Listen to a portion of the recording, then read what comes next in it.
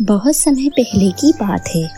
एक परीलोक में बहुत सारी परियां रहा करती थी।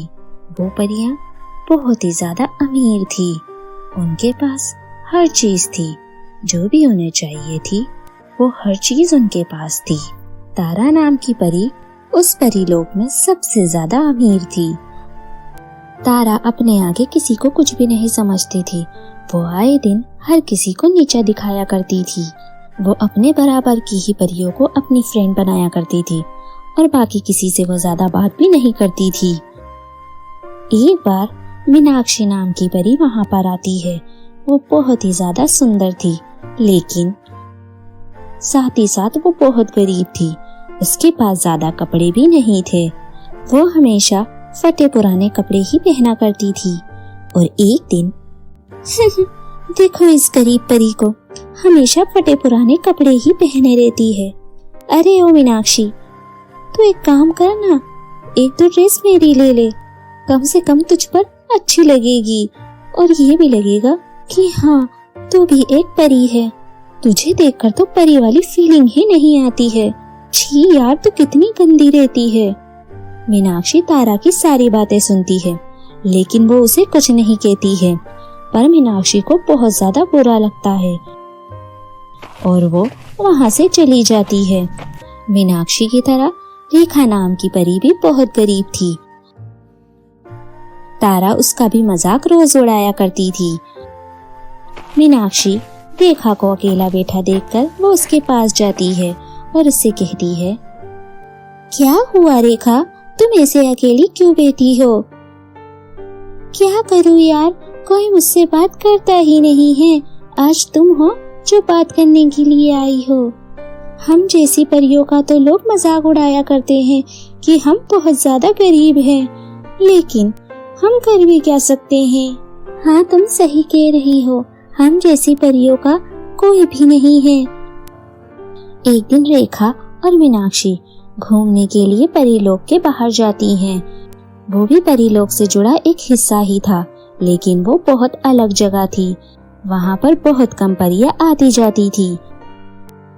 मीनाक्षी और रेखा उसी जगह घूमने के लिए जाती है।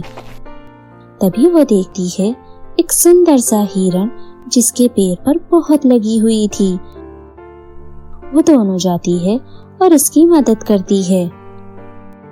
जैसे ही वो हिरण ठीक होता है, वो अपने असली रूप में आ जाता है। वो हिरण सबसे शक्तिशाली परी थी। उसके पास बहुत सी शक्तियां थी और वो जो चाहे वो कर सकती थी और जिसे चाहे वो बना सकती थी। तुम दोनों का बहुत बहुत शुक्रिया। मेरे पैर में बहुत जोर से लगी हुई थी।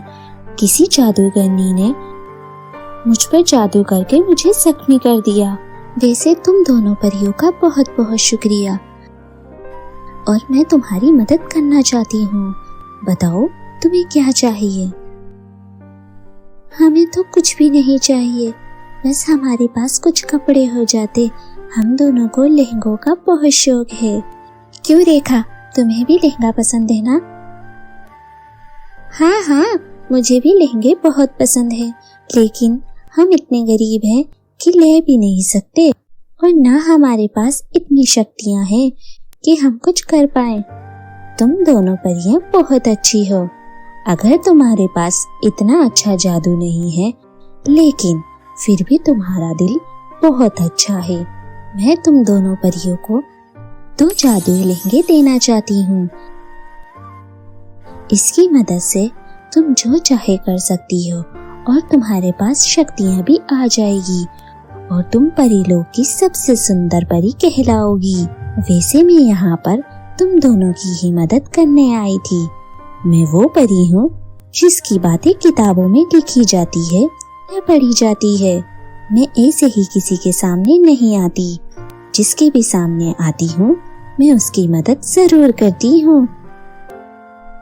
आपका बहुत बहुत शुक्रिया परी जी। हम आपकी शुक्रगुजार रहेंगे और हम इस जादुई लहंगे की मदद से और भी परियों की मदद करेंगे जो गरीब है। रेखा और मीनाक्षी वो दोनों लहंगे पहन लेती है और वो पहले से भी ज्यादा खूबसूरत लग रही थी। और वो लहंगे पहनने के बाद परी लोग जाती है। जब तारा उन दोनों को देखती है तो उसकी आंखें फटी की फटी रह जाती है। इन दोनों के पास इतने प्यारे लहंगे कहाँ से आए? आखिर ये कैसे हुआ?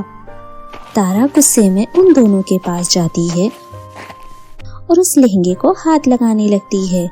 लेकिन जैसे ही वो उस लहंगे को हाथ लगाती है, उसे जोरदार का करंट लगता है और वो दूर जाके गिरती है।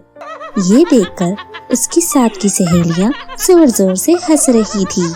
लेकिन इस बात की परवाह किए बिना रेखा और मीनाक्षी तारा की मदद करते हैं और उसे सहारा देते हैं।